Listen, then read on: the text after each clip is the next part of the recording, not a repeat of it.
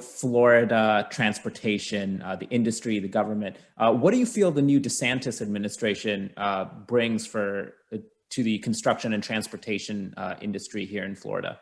Well, Governor DeSantis has been good. This is his midterm, 2 years into the session. He's got 2 more years. He's been good for infrastructure in the sense that he accelerated projects during the COVID shutdown. Obviously, infrastructure was essential workers, essential industry. We were able to accelerate a lot of projects. There's not a lot of traffic on the interstate or the turnpike or the toll system. So when there's not, so we were able to utilize that window of sort of March through May and June, when people for significant shutdowns working from home, we were able to, the governor, task his secretary of DOT and work with the industry in accelerating a lot of projects. So we were able to take advantage of that. Governor believes in infrastructure, right? Believes in infrastructure. Believes that that's a fundamental role of the government. Where I wish he could be a little bit more, I guess, forward-leaning, is that we need to increase our investments in infrastructure. Florida is a very fiscally sound state, and we should be, but sometimes we're overly fiscally sound to the detriment of growth, right? We got trapped into this conversation that debt is bad. Well, not all debt is bad. Debt that has a good return on investment is a good debt to take. Infrastructure debt typically is good, and then when we get into this paradigm that we're not going to raise any taxes or fees, then you're sort of boxing yourself into a box that you can't get out of, right? I don't want to pay any more taxes than I need to pay, right?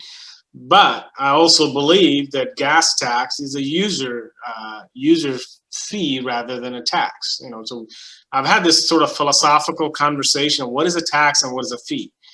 So again, a tax is something that everybody pays for a greater good, for which sometimes you may not get the return on that tax you paid, right? Versus user fee, you pay, you get the benefit, right? So you drive 300 miles and you pump gas in your car to go 300 miles, you pay gas tax. That tax is going for the upkeep of the road that you're about to travel. That's a pretty one-to-one relationship, right? So we ought to, if you don't want to pay gas tax, well, I got news for you. Don't leave the house, right? Just stay home. You won't pay gas tax, right? So I think we've got it and it's just not Florida. It's a national. I think generally Republicans have gotten into this mindset that taxes and fees are bad words to begin with. And I'm not advocating that we ought to take more debt or not be fiscally responsible, but that sort of very hardline position kind of hamstrings what you can do. Case an example, electric vehicle. We're talking to our legislature now to charge an electric vehicle fee. I own an electric vehicle. I use it for free. I'm not paying any gas tax. I use, if I'm driving 20,000 miles a year, I'm using 20,000 miles of the transportation commodity for which I'm paying zero. If there's tolls, I'm paying. Yeah. So who's subsidizing that electric vehicle movement? The people who pay gas tax. How is that any fair, right? So why don't we just, but that's kind of, that kind of fits into the subset conversation is the legislature's still been grappling about online sales tax, right? Florida doesn't charge online sales tax, right? So how is that beneficial for the brick and mortar stores and just the small businesses that employ Floridians and do stuff? Why is now it's a disservice that I could go buy this book at this local mom and pop store and pay a sales tax of 6%, 7%, or I can buy it out of some online bookstore and not pay taxes. How's that good? policy, right? And that, I don't believe that needs to be viewed in the lens of that's a tax we don't want to raise. You're not raising tax. You're just making people pay what they should be paying, in the first place. So that's sort of, unfortunately, the conversation that, that's where, you ask the question is policy versus what makes sense, the theoretical aspects is what, as an engineer, you can wrap your hand. But then when you go to this world of politics and policy making, you struggle with as to why is it so complicated, right? And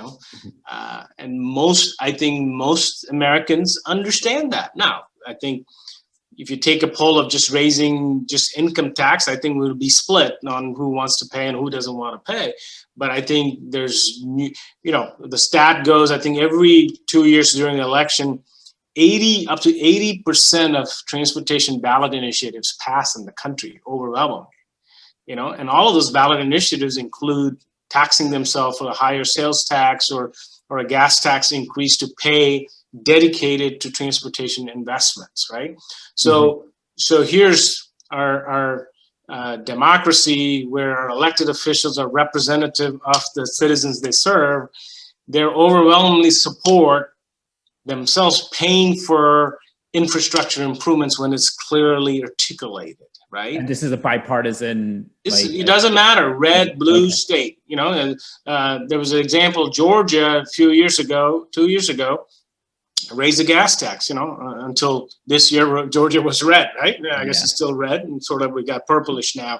But the whole thing was, oh my God, Republicans, if you raise the gas tax, you're gonna lose. I think the stat was 99% of the representatives, of Republicans who voted for the gas tax increase, all got reelected. Wow. Right? There's probably one guy or gal didn't get, because he probably had some other Twitter feed that they probably found something. But there's overwhelming support. So we've got to kind of redefine what a tax is or what a fee is, so that they don't box inside. And now, these days, the media, right, in real time, you do PolitiFact checks, right? In real time, you're tweeting away, this guy's lying or this guy.